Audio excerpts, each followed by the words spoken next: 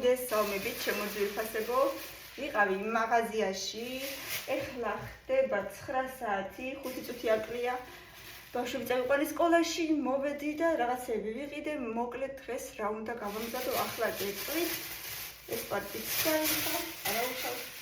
დღეს მექნება ბარდის სუპი და ქათმის სალათა. მოკლედ ვიყიდე. ბარდა, შაქარი, გაყინული ქათმის ფილე, ეხლა უნდა გავალღო. წვანილი. ბავშვებს ძალიან უყვართ ესეთი იოგურტი, ნეჟნი ატმით. ორივეს უყვართ ძალიან.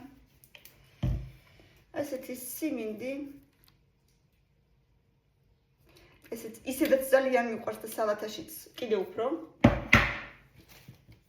2 ცალი წიწაკა, წითელი და მწვანე ბულგარული. ეს წითელი ისე მიყვარს, ვგიჟდები შემე და ისევ ჭამო უარაფროს.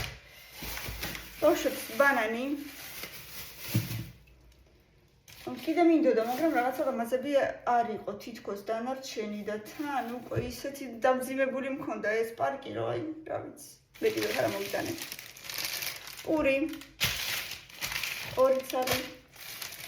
სალათისთვის კიდე დამჭირდება ბრინჯი და მაიონეზი. ეგენი მაქვს, აღარ ვიყიდე და მოკლედ დღეს მექნება ბარდის სუპი და ქათმის სალათა.